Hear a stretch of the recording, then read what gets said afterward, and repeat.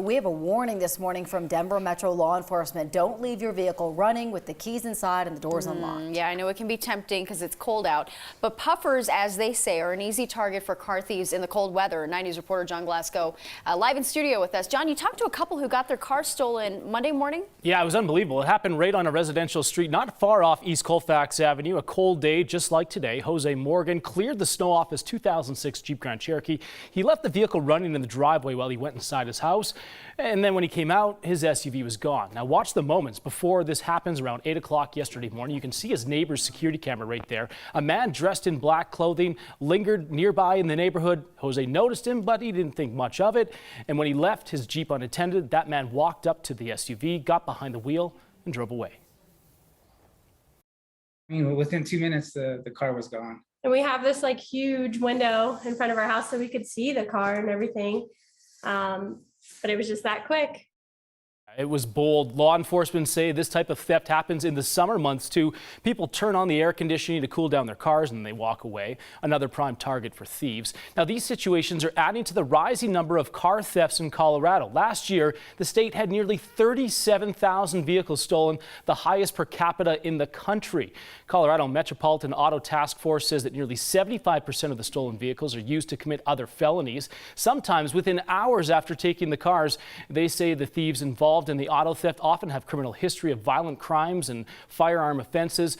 We are only 3 months into 2022, but vehicle theft is on pace to surpass last year's numbers. The group that investigates these crimes says that the courts need to enforce harsher sentences. So far, we're above our 2021 numbers. We're about 7 to 8% ahead of where we were this time last year. So yes, I do anticipate it'll get worse. So we have to find a way to work with not only the legislature, but on the judicial side to hold these people accountable when the police do arrest them, to see this as this is a community safety issue. Now, CBAT says that this is a safety issue because these criminals are reckless behind the wheel of a stolen car. As for Jose and Savannah, they say that they are sharing their story to warn people how fast auto theft can happen. They plan to get a surveillance system, vehicle alarms, and will never leave their vehicle running unattended again. Corey. I'm glad they're sharing their story because obviously this is a big problem. John, how often is a stolen car recovered? You know what? More often than you'd think, according to the Colorado Metropolitan Auto Task Force. Vehicles that recovered about 93% of the time in the Denver Metro. That doesn't mean that they're in good condition. They often have physical damage or drugs and paraphernalia inside. A stolen car usually means it's time for a new one. Yeah, pretty much. All right, John, thank you. You're welcome. New video this morning showing massive fires in the Zhytomyr region of Ukraine at oil depots. According to emergency services, 2 Russian airstrikes caused the fires. Video from the agency shows crews trying to put out the fires. No injuries or deaths have been reported there. A third round of conflict talks between Russia and Ukraine ended without a breakthrough on Monday. Both sides met in Belarus on the border with Poland as the war entered its 12th day. A Ukrainian negotiator says some progress was made on arranging local ceasefires and evacuation routes, but without any significant results, talks do need to continue. Russia is demanding that Ukraine halt its military activity, Natasha. Yeah, and it also demands that the country change its constitution in a way that will not allow it to join either the European Union or NATO. I want to show you this new map this morning. The red shows where the invading troops are currently. The red arrows show where those troops are moving. The yellow, that's mainly the Donbas region, and then Crimea down below is controlled by Russia right now. And that is the separatist region, the Donbas region there too. The Pentagon is looking to send jets to its European allies. It's part of a plan for Poland to supply Ukraine with Soviet-era fighter jets. Now, under this plan, the U.S. would replace Poland's planes with American-made F-16s. However, the Pentagon says no decision has been made just yet on America's involvement in this war. Ukraine is seeking to bolster its defenses after a no-fly zone was ruled out by NATO. Ukrainian President Volodymyr Zelensky has called on NATO to impose a no-fly zone over Ukraine to limit attacks from Russian warplanes. But what is a no-fly zone, and why has NATO so far rejected calls for one over Ukraine? Top leaders of NATO have repeatedly ruled it out, saying that imposing a no-fly zone over key parts of Ukraine could drag the alliance directly into Moscow's war against its neighbor. Experts think they're unlikely to budge on that issue for that reason, since a no-fly zone would essentially require NATO to take over the air war that Ukraine is currently waging against Russian attacks. Secretary of State Antony Blinken reiterated NATO's position Sunday on NBC News meet the press, saying that President Biden has been, quote, very clear about one thing all along as well, which is we're not going to put the United States in direct conflict with Russia. With no end in sight, the Russian invasion continues to drive Ukrainians to Central Europe in staggering numbers. The United Nations Refugee Agency says at least 1.7 million Ukrainians have streamed into Central Europe to escape the fighting. Polish authorities confirm more than 1 million Ukrainian refugees have arrived since the start of the Russian invasion, and thousands more are arriving every day. The Ronald Reagan Presidential Foundation and Institute will honor Ukraine's president with the Ronald Reagan Freedom Award. The foundation says Zelensky is being recognized for his courageous fight against tyranny and standing up for freedom and democracy. The foundation says he's become the face of Ukraine's resistance to Russia's invasion, and he's earned the respect of his people and the world by refusing to leave the capital, urging Ukrainians to resist and winning over European leaders and citizens. Other recipients include former President George H.W. Bush, former King of Jordan, King Hussein, and former British Prime Minister Margaret Thatcher. The Denver Police Department is on trial accused of using excessive force against protesters. Jury selection and opening statements happened in federal court on Monday.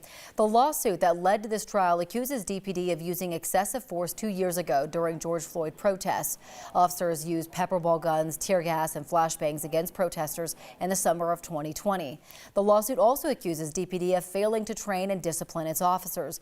9 News legal analyst Whitney Traylor says the most likely punishment would be financial. The lawyers will probably say something to the effect of, the only way to stop this, the only way to send a message to these kind of institutions that are violating individual constitutional rights is to hit them in the pocketbook. The trial is scheduled to last 3 weeks. The city is not commenting on the case. And RTD will get more than $53 million in federal money to help it recover from the pandemic. It's part of $2.2 billion in relief money from the American Rescue Plan signed by President Biden last year. 35 transit agencies in 18 states will benefit from this infusion of cash. The money that RTD will get is meant to cover expenses related to day-to-day operations, employee retention, as well as cleaning and sanitation. Remember, masks are still required on RTD. They fall under the federal mask mandate, which will remain in effect until at least next Friday. This evening at 5 o'clock, you can weigh in on the 2 finalists for Douglas County Public School Superintendent, Aaron Kane and Danny Windsor. They had their first public interview with the school board last week. We've confirmed that Kane was given a heads up that Corey Wise, the former superintendent, would be fired. If you want to comment at the meeting, you need to sign up. That form is up on the Douglas County School Board's website. You have until noon to sign up. We have information on the 2 finalists on our website at 9news.com. Also today, commissioners in Clear Creek County will hear feedback on renaming Mount Evans. The mountain is named for former Governor John Evans, who authorized the Sand Creek Massacre. There are 5 finalists for a new name. Commissioners will recommend one later this month. We have the list of names on our website as well at 9news.com.